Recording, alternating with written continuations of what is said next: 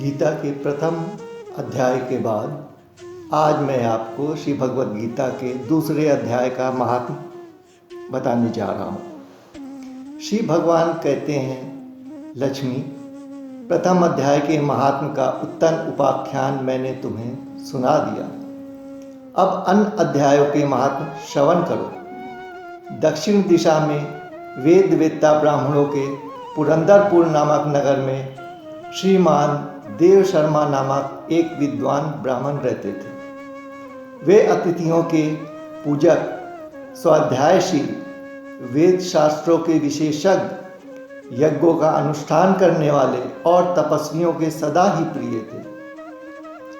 उन्होंने उत्तम द्रव्यों के द्वारा अग्नि में हवन करके दीर्घ काल तक देवताओं को तृप्त किया, किंतु उन धर्मात्मा ब्राह्मण को कभी सदा रहने वाली शांति नहीं मिली। वे परम कल्याणमय तत्व का ज्ञान प्राप्त करने की इच्छा से प्रतिदिन प्रचुर सामग्रियों के द्वारा सत्य संकल्प वाले तपस्वियों की सेवा करने लगे। इस प्रकार शुभ आचरण करते हुए उन्हें बहुत समय व्यतीत हो गया।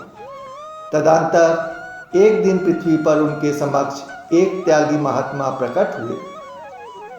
वे पूर्ण अनुभवी, आकांक्षा रहित, नासिका के अग्रभाग पर दृष्टि रखने वाले तथा शांत चित्त थे। निरंतर परमात्मा के चित्त में संलग्न हो वे सदा आनंद विभोर रहते थे।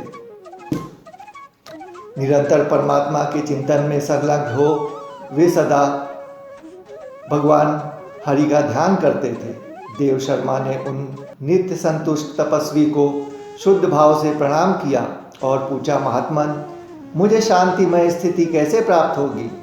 तब उन्माद ज्ञानी संत ने देव शर्मा को सौपुर ग्राम के निवासी मित्रवान का, जो बकरियों का चरवाहा था, परिचय दिया और कहा, वही तुम्हें उपदेश देगा।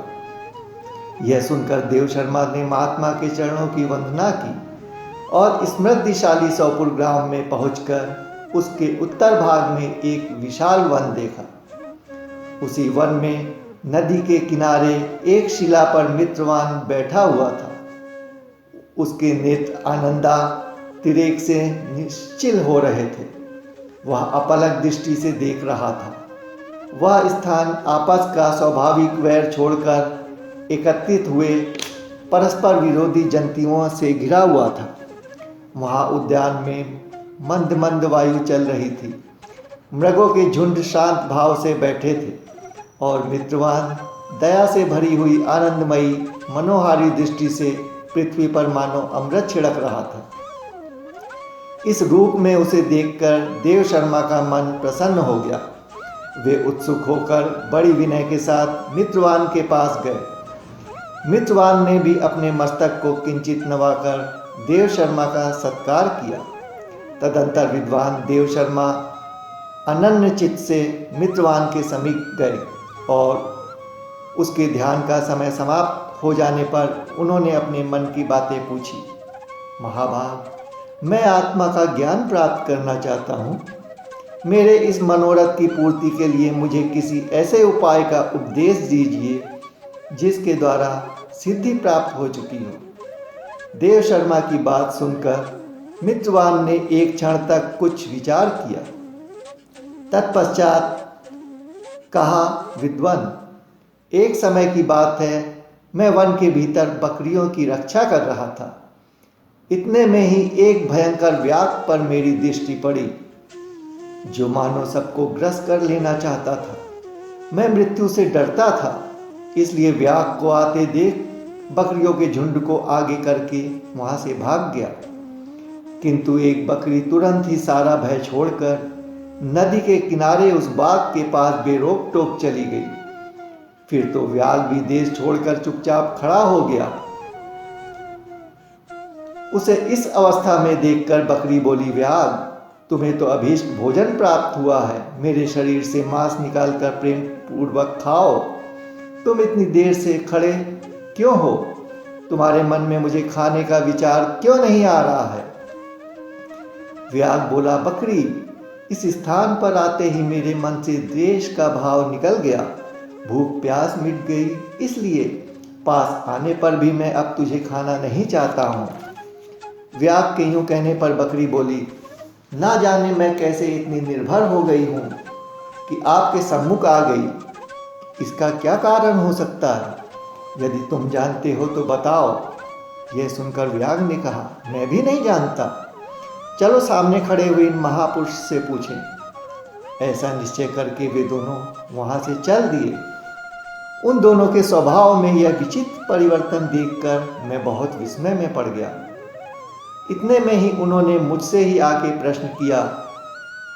वहां वृक्ष की शाखा पर एक वानर राज था। उन दोनों के साथ मैंने भी वानर राज से पूछा। विप्रवर, मेरे पूछने पर वानर राज ने आदरपूर्वक कहा, अजापाल सुनो, इस विषय में मैं तुम्हें प्राचीन वृतांत सुनाता हूँ। यह सामने वन के भीतर जो बहुत ही बड़ा मंदिर है, उसकी ओर देखो। इसमें ब्रह्मा जी का स्थापित किया हुआ एक शिवलिंग है। पूर्व काल में यहाँ सुकर्मा नामक एक बुद्धिमान ब्राह्मण रहते थे, जो तपस्या में संलग्न होकर इस मंदिर में उपासना करते थे। वे वन में फूलों का संग्रह करके लाते और नदी के जल से पूजनीय भगवान शंकर को स्नान कराकर उन्हीं से उनकी पूजा किया करते थे। इस प्रकार आराधना का कार्य करते हुए सुकर्मा यहाँ निवास करते थे। बहुत समय पश्चात उनके समीप किसी अतिथि का आगमन हुआ। सुकर्मा ने भोजन के लिए फल लाकर अतिथि को अर्पण किया और कहा, विद्वान, मैं केवल तत्व ज्ञान की इच्छा से भगवान शंकर की आराधना करता हूँ। आज इस आराधना का फल परिपक्व होकर मुझे मिल गया, क्योंकि इस समय आप जैसे महापुरुष ने मुझ पर अनुग्रह किया है। सुकर्मा के ये मधुर वचन सुनकर तपस्वी महात्मा अतिथि को बड़ी प्रसन्नता हुई। उन्होंने एक शिलाखंड पर गीता के द्वितीय अध्याय को लिख दिया और ब्राह्मण को उसके पाठ एवं अभ्यास के लिए आज्ञा देते हुए कहा, ब्राह्मण, इससे तुम्हारा आत्मज्ञान संबंधी मनोरथ अपने आप सफल हो जाएगा। यूँ कहकर वे बुद्धिमान तपस्वी सुकर्मा के सामने उनके देखते देखते अंतर्ध्यान हो गए। सुकर्मा विस्मित होकर उनके आदेश के अनुसार निरंतर गीता के द्वितीय अध्याय का अभ्यास करने लगे। तदंतर दीर्घ काल के पश्चात अंतकरण शुद्ध होकर उन्हें आत्मज्ञान की प्राप्ति हुई। फिर वे जहाँ जहाँ गए वहाँ का तपोवन शांत हो गया। उसमें शीत, उष्ण, राग, द्वेष आदि की सभी बाधाएं दूर हो गई। इतना ही नहीं, उन स्थानों में भूख प्यास का कष्ट भी खत्म हो गया तथा भय का तो सर्वथा अभाव हो गया। यह सब द्वितीय अध्याय का जप करने वाले सुकर्मा ब्राह्मण की तपस्या का ही प्रभाव समझिए। मित्रवान कहता है, वानर राज के यूँ कहने पर मैं प्रसन्नतापूर्वक बकरी और बाघ के साथ उस मंदिर की ओर गया। वहाँ जाकर शिलाखंड पर लिखे हुए गीता के द्वितीय अध्याय को मैंने देखा और पढ़ा। उसी की आवृत्ति करने से मैंने तपस्या का पार पा लिया। अतः भद्र पुरुष, तुम ही सदा द्वितीय अध्याय की आवृत्ति किया करो। ऐसा करने पर मुक्ति तुमसे दूर नहीं रहेगी। श्री भगवान कहते हैं, प्रिय मित्रवान के इस प्रकार आदेश देने पर देव शर्मा ने उनका पूजन किया और उसे प्रणाम करके पुरंदरपुर की राह ली। वहाँ किसी देवालय में पूर्वोक्त आत्मज्ञानी महात्मा को पाकर उन्होंने यह सारा वृतांत निवेदन किया और सबसे पहले उन्हीं से द्वितीय अध्याय को पढ़ा। उनके उपदेश पाकर शुद्ध अंतकरण वाले सुकर्मा प्रतिदिन बड़ी श्रद्धा के साथ द्वितीय अध्याय का पाठ करने लगे। तब से उन्होंने लगातार परम पद को प्राप्त किया। लक्ष्मी, यह द्वितीय अध्याय का उपाख्यान कहा गया है। इति श्री गीता के द्वितीय अध्याय का समापन होता है। श्री हरि।